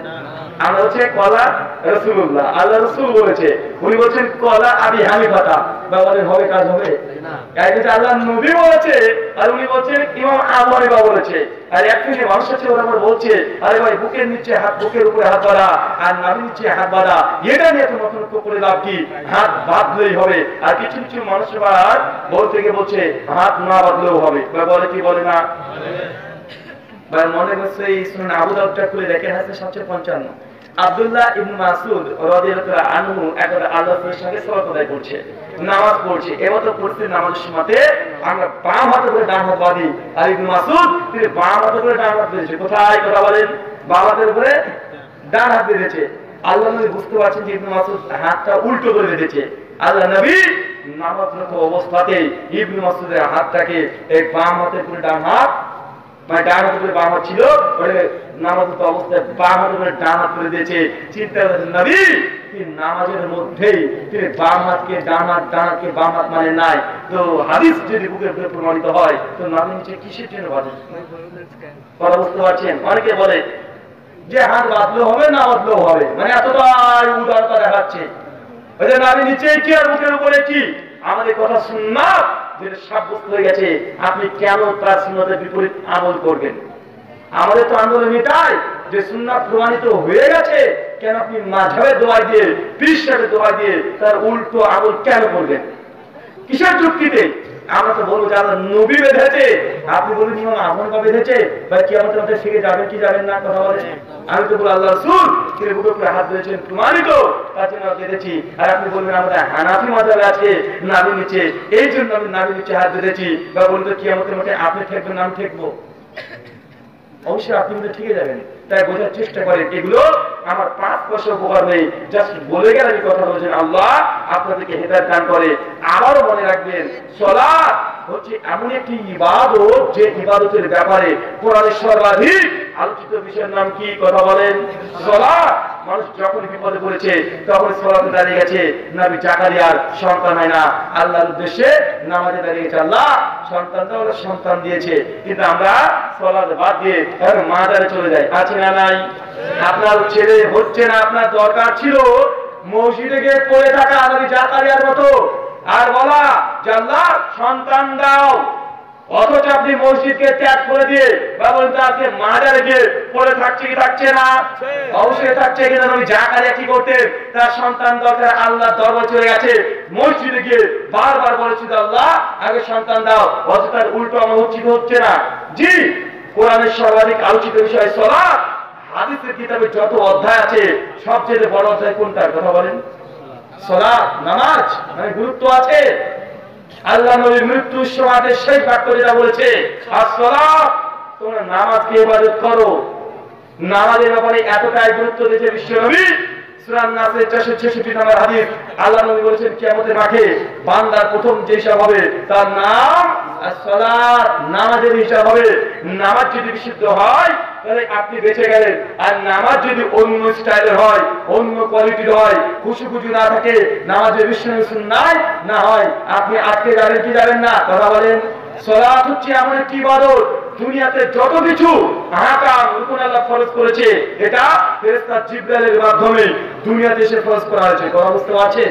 যত কিছু আল্লাহ সুবহানাহু ওয়া তাআলা হজ বলেন, যাকাত বলেন, আর উসুর বলেন, যত রকমের আদর্শ বলেন, সব ফেরেশতা জিবরাইলের মাধ্যমেই আল্লাহ সুবহানাহু ওয়া তাআলা এই কোরআনের মাধ্যমে ফরজ করেছেন।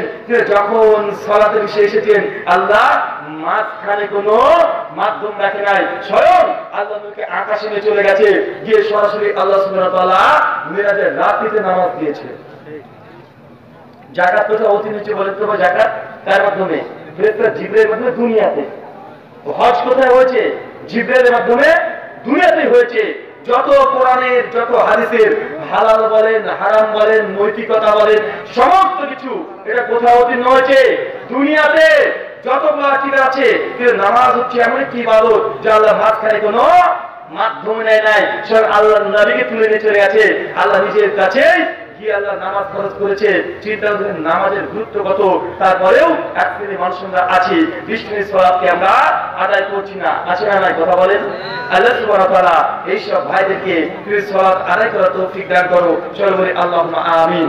বিষ্ণুর আদর্শ অনুযায়ী তুমি সালাত আদায় করার তৌফিক দান করো। সকলে বলি আল্লাহুম্মা আমিন। রাত্রি প্রায় 1টা বেজে গেছে। ইচ্ছে ছিল যে খুব সুন্দরভাবে অনেকক্ষণ ধরে আলোচনা করবো, আলোচনা লম্বা করছি না, প্রশ্ন উত্তর আছে, এটা করতে হলে আরো লম্বা পার হয়ে যাবে। তাই প্রশ্ন উত্তর আমরা শুরু করে দিচ্ছি। জি, আসসালামু আলাইকুম। একটা জিনিস আমি সম্মানিত প্রধান বক্তাকে জিজ্ঞেস করতে চাচ্ছি, আমি লিখলাম না প্রশ্নটা, যে নবী মুহাম্মদ সাল্লাল্লাহু আলাইহি ওয়াসাল্লাম গায়েব জানে না বা কোন নবী গায়েব জানে না। নবী যদি গায়েব জানতেন তাহলে তো নামাজের ব্যাপারে যে আমরা পারবো না সেটা আগেই বুঝতে পারতেন। তাহলে মুসা আলাইহিস সালাম কিভাবে বুঝলেন যে তার যে ভাই মুহাম্মদ সাল্লাল্লাহু আলাইহি ওয়াসাল্লাম আমরা কিভাবে এই 50 শর্ত পারবো না, এটা মুসা আলাইহিস সালাম কিভাবে জানলেন? এই বিষয়টা একটু ক্লিয়ার করবেন। খুব চমৎকার একটা প্রশ্ন করেছেন বক্তৃতার মধ্যে থেকে, এবং আমি এটাই চাই যারা শ্রোতা আছেন বক্তার কলারটাকে আগে ধরেন। বক্তা ভুল বললে আগে বক্তা বলে এই কথা বলে প্রমাণ দেন।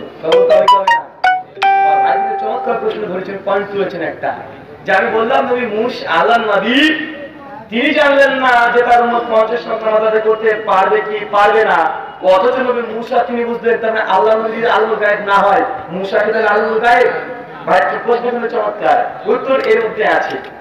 ভাই বলুন তো, আমাদের নবী মুহাম্মদ সাল্লাল্লাহু আলাইহি ওয়াসাল্লামের আগে মুসা সাল্লাম দুনিয়াতে এসেছে কি আসে নাই?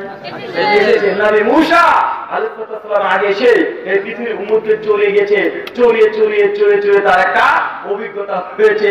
এই অভিজ্ঞতা দুনিয়ার অভিজ্ঞতা তিনি আকাশের কাছে লাগিয়েছেন। কেন? এই দুনিয়াতে আগে এই উম্মতকে চলে গেছে, এতই বজ্জা নবী নূহ আলাইহিস সালাম 900 বছর দাওয়াত দিয়ে 40 জন ব্যক্তিকে হেদায়েত করতে পারে নাই। এই দুনিয়ার অভিজ্ঞতা মুসা কোথায় কাজে লাগিয়েছে? আসমানে, আশেপাশে স্পষ্ট হয়েছে। জি, জাযাকুমুল্লাহু খাইরান জাযা। আপনারা সবাই বসুন, প্রশ্নোত্তর পর্ব শুরু হবে। কেউ উঠবেন না, প্রশ্নোত্তর পর্ব বেশিক্ষণ চলবে না ইনশাআল্লাহ। আর ব্রাদার রাহুলের লেখা বই আমাদের স্টেজের ডান পাশে অল্প কিছু বই আছে, মাহফিলে আমাদের শেষ হয়ে গেছে, হয়তো বা 10-12 সেট বই আছে, যা আপনারা 350 টাকা করে ফুল সেট 6টা বই প্রোগ্রাম শেষ হওয়ার পরে স্টেজ থেকে আপনারা সংগ্রহ করতে পারবেন। তো আমরা প্রশ্ন উত্তর শুরু করব, কেউ যাবেন না, প্রশ্নগুলো উত্তর নিয়ে যাবেন। জি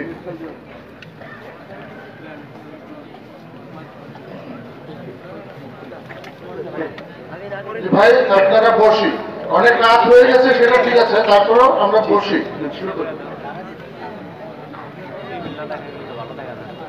পিস টিভি চালু হওয়ার কি কোনো সম্ভাবনা আছে? ওয়ালাইকুম আসসালাম ওয়া রাহমাতুল্লাহি ওয়া বারাকাতুহু। ভাই প্রশ্ন করছেন পিস টিভি চালু হওয়ার কি কোনো সম্ভাবনা আছে? ভাই পিস টিভি তো বন্ধ হয় নাই। ভাই কে বলেছে পিস টিভি বন্ধ হয়েছে? পিস টিভি বন্ধ হয় না, পুরো বিশ্বের মধ্যে চলছে। শুধু কিছু কিছু দেশে চলছে, যেমন বাংলাদেশ, ইন্ডিয়া, এই কিছু কিছু জায়গাতে চলছে না। কেন? এটা রাষ্ট্রীয় ভাবে এটা বন্ধ করা হয়েছে, কিন্তু পিস টিভি নেটওয়ার্ক এটা পুরো বিশ্বের মধ্যে চলছে। Piece TV English, piece TV Urdu, piece TV Bangla, piece TV Mandarin Chinese ভাষায় এই 4টে হচ্ছে পিস নেটওয়ার্ক পুরো বিশ্ব জগতে চলছে, বাংলাদেশে এখানে চলছে না, এটা রাষ্ট্রীয়ভাবে বন্ধ করা হয়েছে। আপনারা একটা গঠনতান্ত্রিক ভাবে বাংলাদেশ সরকারকে আপনারা বলুন যে পিস টিভির মাধ্যমে যেসব অভিযোগগুলো করা হয়েছে পিস টিভির উপরে সবগুলো মিথ্যা। পিস টিভি আবার দেখতে চাই এই আন্দোলন গড়ে তুলুন, ইনশাআল্লাহ সরকার তিনি এটাকে বিবেচনা করে আবার আপনাদেরকে পিস টিভি দেখার অনুমোদন ইনশাআল্লাহ দিতে পারেন। 2, যে পিস টিভি দেখতে চান, হাতে যদি একটা অ্যান্ড্রয়েড মোবাইল থাকে আপনি চলে যান প্লে স্টোরে, গিয়ে লিখেন পিস টিভি, এইটুকু লিখলে পিস টিভি একটা অ্যাপ পাবেন, বাড়িতে বসে সে মোবাইলের মধ্যে দেখতে পাবেন কি পাবেন না পাবেন। যদি আরো ভালো করে দেখতে চান পিস অ্যান্টেনা আছে, কি আছে ডক্টর জাকির নাকের পিস টিভির অ্যান্টেনা আছে, বাড়িতে লাগান, ইনশাআল্লাহ 4টে ভাষা পিস টিভি দেখতে পাবেন, peace TV Bangla, English, Urdu আর ম্যান্ডারিন। ইনশাআল্লাহ পিস টিভি বন্ধ হয় না, এটা ভারত আর বাংলাদেশে বন্ধ হয়েছে কেন? কিছু কিছু হুজুরের সঙ্গে জড়িত আছে। ঠিক, জাযাকুমুল্লাহু খাইরান জাযা। আপনি নাকি হিন্দু থেকে মুসলমান হয়েছে? আচ্ছা, এই প্রশ্নটা আমি শেষে উত্তর দেব ইনশাআল্লাহ। জি, মুনাজাত এবং দোয়ার মধ্যে পার্থক্য? মুনাজাত এবং দোয়ার মধ্যে পার্থক্য কি? সহিহ বুখারী 402-3-4 এইসব হাদিসে মুনাজাত শব্দগুলো ব্যবহার করা হয়েছে। মুনাজাত মানে আল্লাহর সঙ্গে কথা বলার অর্থে সহিহ বুখারীতে এসেছে। দোয়া সুনান তিরমিজি হাদিস নাম্বার 3612 আল্লাহর নবী তিনি বলেছেন আদ-দুআ ওয়াল ইবাদাহ, দোয়া এটা একটা ইবাদত। দোয়া মানে প্রার্থনা করা, আল্লাহ যে চাইবেন জরুরি কোনো জিনিসের জন্য এটাকে বলা হয় দোয়া। ভাই মুনাজাত আর দোয়া আমরা মনে করি কি যেগুলো নিজে একা একা করি এগুলো দোয়া, আর যেগুলো হুজুর মিলে করে এগুলোকে মনে করি মুনাজাত। এই কথা সঠিক নয়, কারণ উত্তর আছেন যেগুলো নিজে একা একা করছি এগুলোকে বলছি দোয়া, আর যেটা হুজুর করে সঙ্গে হুজুরের সঙ্গে আছি এগুলোকে বলে মুনাজাত। ভাই এই কথা সঠিক নয়। ইসলামের ভাষা, ইসলামে শরীয়তে মানববন্ধন করা যাবে কি? মানববন্ধন করা যাবে কি যাবে না? জি, মানববন্ধন সমস্ত উম্মতের ইখতিলাফ ব্যতীতই এই বন্ধন করা অনুমোদিত, তবে কয়েকটা শর্ত আছে। 1, মানববন্ধনের নামে রাস্তাকে আপনি অবরোধ করে অন্য মানুষের ক্ষতি করতে পারবেন না। 2, মানববন্ধনের নামে একটা রাস্তাতে কোনো চলছে ট্রাক, আপনি ট্রাকটাকে আগুন দিয়ে জ্বালে দিয়ে পুড়িয়ে দিয়ে ছাড়খাড় করেছেন, এগুলো করতে পারবেন না। মানববন্ধনের নামে সরকারি কোনো জিনিসকে আপনি ভাঙচুর করতে পারবেন না।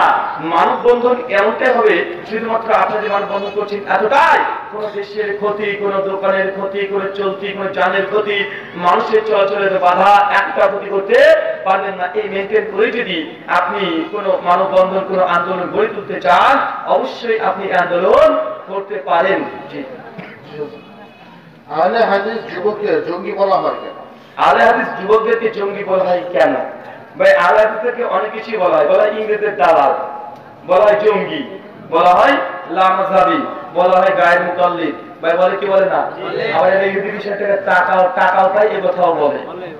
ভাই মনে রাখবেন আব্দুল কাদের জিলানী রাহিমাহুল্লাহ তার বুনিয়াতুত তালিবিন 90 নম্বর পৃষ্ঠায় বলেছেন যে বেদাতীরা আহলুস সুন্নাহ ওয়াল জামাত আহলুল হাদিসকে নানা রকম ভাবে গালি দিয়ে থাকে। বেদাতীদের একটা বৈশিষ্ট্য হকপন্থী জামাতকে সেটা গালি দেবেন, মনে রাখবেন গালি দিয়ে কোনো কিছু লাভ নেই। আর হাদিস প্রকৃত আহলে হাদিস কোনো জঙ্গি হতে পারে না, এবং আহলে হাদিস তো তারাই যারা জঙ্গিবাদকে নকশাত করতে এসেছে। আহলে হাদিসদের জঙ্গিবাদের বিরুদ্ধে এত পরিমাণে বই লেখা আছে, এত পরিমাণে আর্টিকেল আছে, এত বড় সভা সেমিনার লেখা আছে, আশ্চর্য হয়ে যাবেন। গোটা বাংলাদেশে আপনি একটা দেখেন যে জঙ্গিবাদের বিরুদ্ধে সবচেয়ে বক্তৃতা কারা বেশি দিয়েছে, আহলে হাদিসের সভা আছে, সেমিনার আছে, লেখা আছে, আছে না নাই? তারা বলেন জি, অন্যদের চাইতে আলাদা লেখনী এতে সবচেয়ে বেশি আছে। তারপরে কি যে কেন সংখ্যায় কম, যা বলে তাই শুনতে হয়, বলেন নাই? সংখ্যায় কম, তাই যা অভিযোগ করবে তাই শুনতে হচ্ছে, কিছু করার নাই। আমার মা আমার বাবাকে ছেড়ে চলে গেছে, এখন সন্তান হিসেবে আমার মায়ের প্রতি দায়িত্ব কি? আপনার দায়িত্ব হচ্ছে আপনার মাকে সার্বিক সহযোগিতা করা, বিশেষ করে তার আর্থিক দিক থেকে, এবং তাকে ভালোবাসা, এবং তার যদি কোনো সমস্যা না হয় এগুলোকে দেখভাল করা, এবং সর্বাধিক আপনার আগে এটা কাজ বাবা কি কারণে চলে গেছে এই কারণটা জেনে তাদের সঙ্গে আমার মিউচুয়াল করে দেওয়া। কেন? মনে রাখবেন যে আপনার পিতা মাতা যদি বিচ্ছেদ হয়ে যায়, এটা আপনার প্রভাব আপনার পরিবারের উপরে পড়বে কি পড়বে না? পড়বে। তা আগে উচিত যে পিতা মাতার সঙ্গে যে সমস্যাটা আছে এটা মিউচুয়াল করে নেওয়া, আর যদি একবারে তালাক দিয়ে চলে যায় তো আপনার মায়ের মৃত্যু পর্যন্ত আপনার সার্বিক দেখভাল করতে হবে, এটা আপনার দায়িত্ব।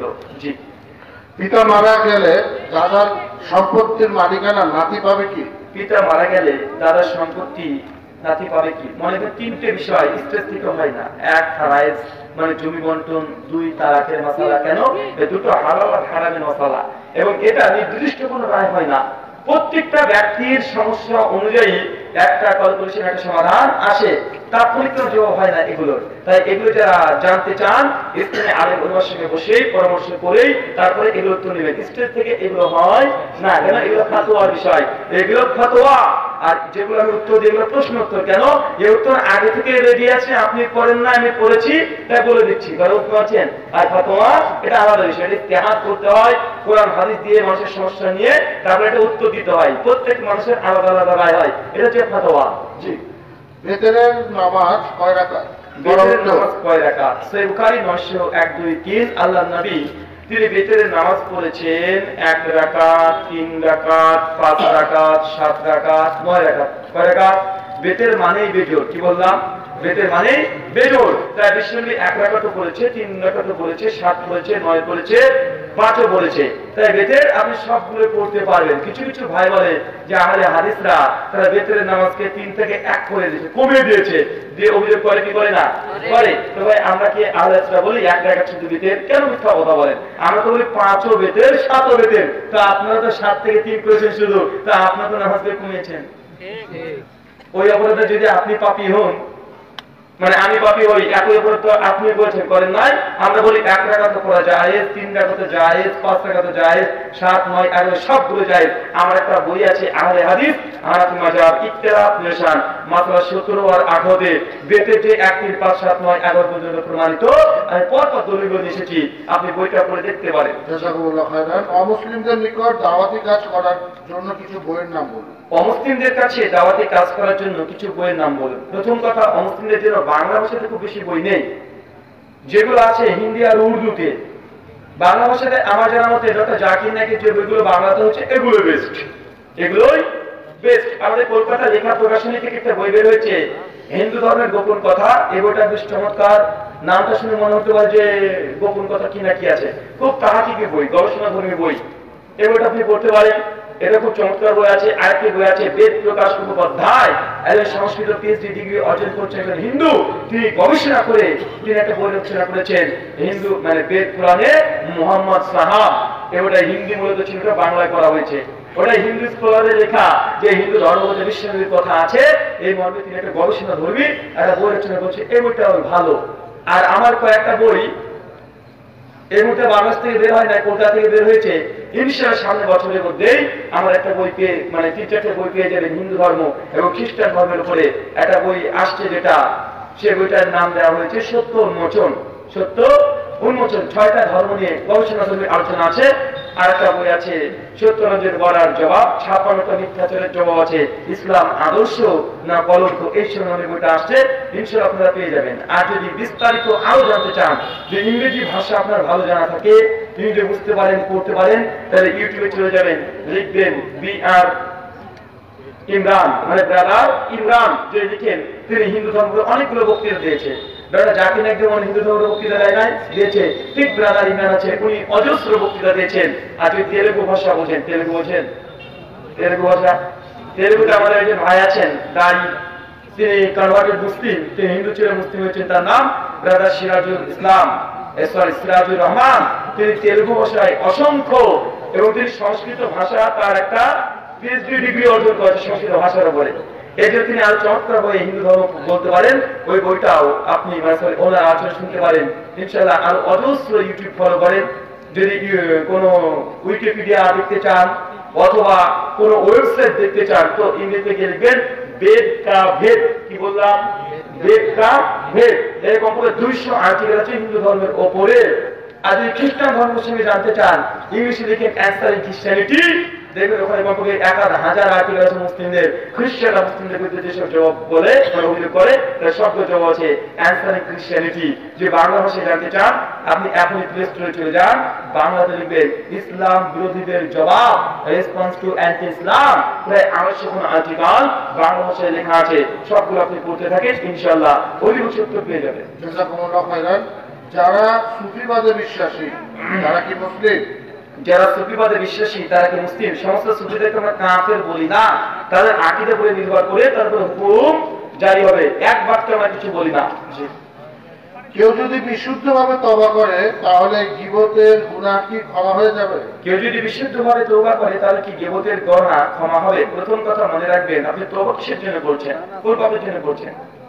নির্দিষ্ট কোনো পাপের জন্য যে তওবা করেন, তওবা যদি আল্লাহ কবুল করে ওই পাপটাকে আল্লাহ ক্ষমা করে দিবে। কিন্তু আপনি মদের জন্য তওবা করেছেন আর গীবত করছেন, তো ভাই দুটো তো দুই ধরনের পাপ, বুঝেন নাই?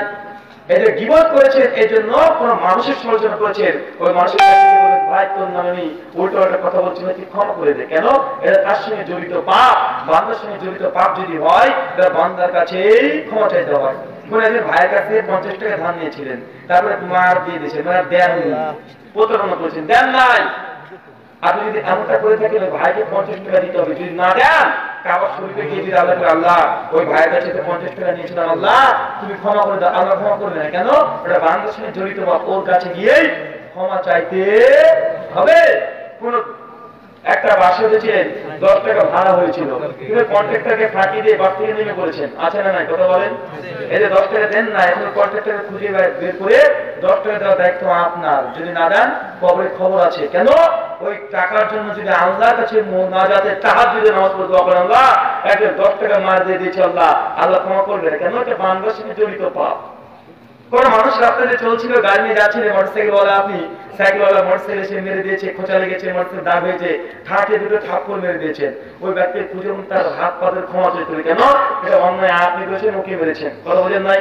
এই বান্দার সঙ্গে জড়িত পাপ হলে তার কাছে গিয়েই ক্ষমা চাইতে হবে। তাহাজ্জুদ করেও এই ক্ষমা আদায় করা আল্লাহ করবে না। এখন যদি মনে করেন তাহলে যে মানুষের সঙ্গে প্রতারণা করছে তাকে তো খুঁজে পাচ্ছি না, অবশ্যই মারা গেছে, কি করবো?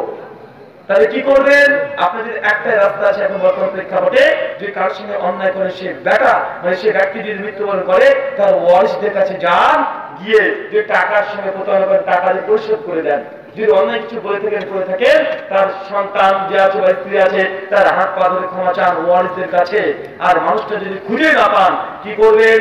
ওই ব্যক্তির নামে যে টাকাটা প্রতারণা করেছিলেন যদি 5000 টাকা হয় 5000 গরিব মিসকিনের মধ্যে বন্টন করে দেন ওই ব্যক্তির নাম নিয়ে। কার? ওই ব্যক্তির নেকির জন্য। আসলে সেটা স্পষ্ট হয়েছে। জাযাকুমুল্লাহ খাইরান। মোবাইলে অ্যাপসের মাধ্যমে কোরআন তেলাওয়াত করলে যে সওয়াব হয়, সরাসরি বই দেখে পড়লে কি সে সওয়াব হয়? ওয়ালাইকুম আসসালাম ওয়া রাহমাতুল্লাহি ওয়া বারাকাতুহু। ভাই প্রশ্ন করেছেন যে কোরআন তেলাওয়াত করলে মোবাইলে দেখছেন অথবা মুশাফ দেখে পড়ছেন, এখন কোনটাতে বেশি নেকি আছে? সেম না আলাদা? সুনান তিরমিজি ফাজিল কোরআন 810 আল্লাহ নবী বলেছেন কেউ যদি পড়েন আলিফ লাম মিম 3টা হরফ পড়ে 30টা নেকি, পার হরফে 10টা করে নেকি। চাই এটা না দেখে তেলাওয়াত করেন অথবা মুশাফ দেখে পড়েন, কোরআন পড়লেই 10টা করে নেকি পাবেন। চাই সিডি শক্তি থেকে পড়েন অথবা মুশাফ থেকে পড়েন, দুটোতে সেম নেকি। জি। আমাদের আহলে হাদিস মসজিদ অনেক দূরে, থাকায় আমাদের কাছে হানাফি মসজিদে সালাত আদায় করতে গেলে বাধা দেয়, সেক্ষেত্রে কি বাড়িতে সালাত আদায় করা যাবে? ওয়ালাইকুম আসসালাম ওয়া রাহমাতুল্লাহি ওয়া বারাকাতুহু। ভাই প্রশ্ন করেছেন হানাফি ভাইদের মসজিদে নামাজ পড়তে গেলে তারা বাধা দেয়, এখন করণীয় কি? সহিহ মুসলিম হাদিস 811 আল্লাহর নবী বলেছেন আল্লাহর কোন বান্দাকে তুমি আল্লাহর ঘরে আসতে বাধা দিও না। এখন যেসব হানাফি ভাইরা আহলে হাদিস ভাইরা নামাজে কিছু পার্থক্য আছে এই জন্য মসজিদে বাধা দেয়, এদের চেয়ে বড় জালেম কি আছে? আল্লাহর নবী বলছেন বাধা দিও না, আর আপনি বাধা দিচ্ছেন। মানে মসজিদ আপনার বাবা, মসজিদ তো বাইতুল্লাহ, আল্লাহর ঘর, এটা আপনি বাধা দেওয়ার কে? যদি আপনি আল্লাহর ঘর আপনার হুকুমে চলে তাহলে জানতে হবে এই মসজিদটা আল্লাহর সন্তুষ্টির জন্য তৈরি হয় নাই।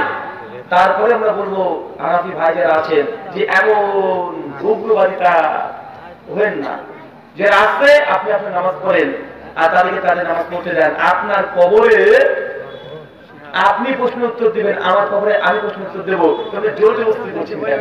কথা বুঝতে পারছেন না ভাই? জোর জবরদস্তি করছেন কেন? যদি তারপরেও মসজিদে ঢুকতে না দেয় সেক্ষেত্রে আপনার আহলে হাদিস মসজিদ কতটা দূর আছে, যদি সম্ভব হয় আপনি মসজিদে গিয়ে নামাজ পড়বেন, যদি সম্ভব না হয় বাড়িতে 2-4 জনকে নিয়ে আপনি জামাতে পড়েন। কথা বুঝতে পারছেন? সেক্ষেত্রে আযানের প্রয়োজন নেই, ইকামত দিবেন, 2 জন হলে জামাত হয়ে যায়, 2 জন নিয়ে জামাত করতে পারেন। তাই হানাফি ভাইদের উদ্দেশ্যে কথা বলি যে ভাই আপনারা এইভাবে শুধু বুকের উপরে হাত ধরে নামাজ পড়ছে, মানহাজে আহলে হাদিস গ্রহণ করেছে, এর জন্য মসজিদে ঢুকতে দেবে না, এর চেয়ে বড় জুলুম আর হতে পারে না, মরলেই বুঝতে পারবেন। কোরআন কিভাবে লিপিবদ্ধ করা হয়? কোরআন কিভাবে লিপিবদ্ধ করা হয়? আল্লাহ নবী মুহাম্মদ সাল্লাল্লাহু আলাইহি সাল্লাম সহিহ বুখারী হাদিস নম্বর 4509, 10, 11, 12 পর পর কোরআন সংকলনের ইতিহাস বলেছে। বুখারীতে একটা অধ্যায় আছে, মিশকাতও আছে। সংক্ষিপ্ত বিশ্বনবী যখন শেষ রমাদান মাস কাটিয়েছেন, শেষ মাসে আল্লাহ নবী তিনি কোরআনকে গোটা করে জিবরাইলকে শুনিয়েছে, জিবরাইল আল্লাহ নবীকে শুনিয়েছে। তারপরে লক্ষাধিক সাহাবীরা তারা কোরআন মুখস্থ করেছে। আবু বকর রাদিয়াল্লাহু আনহু কাছে বেশ কিছু সাহাবী এসে বলছে যে আমি আল্লাহর নবীর আমরা কোরআনকে সংকলন করতে চাই। আবু বকর রাদিয়াল্লাহু আনহু সেই সময় তারা এই কাজটা করতে চাচ্ছিলেন না, পরবর্তী সময় তাকে বোঝানোর পরে তিনি এটাতে মত দেন। পরবর্তী ওসমান বিন আফফান তিনি একটা কোরআন সংকলন, কোরআনকে জমা করার একটা টিম গঠন করেন 10 অথবা 12 জনকে দিয়ে। তারপর সমস্ত সাহাবীদেরকে নিয়ে এগুলোই একটা পরামর্শ করে কোরআন মাটিকে সংকলন করে দেশ বিদেশ সমস্ত জায়গায় পাঠিয়ে দেওয়া হয়। সহিহ বুখারী হাদিস 4509, 10, 11, 12 পর পর পরে উত্তরগুলো পেয়ে যাবেন। মহাসত্তা আলোচনা দোয়া এই প্রার্থনা আল্লাহ সুবহানাহু ওয়া তাআলা আমরা যারা আলোচনা করলাম, যারা শুনলাম, আপনাদের প্রত্যেককে আমন্ত্রণ তৌফিক দান করো। চলে পড়ে আল্লাহুম্মা আমিন।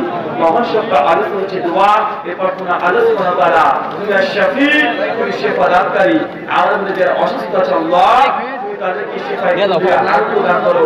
চলে পড়ে আল্লাহুম্মা আমিন।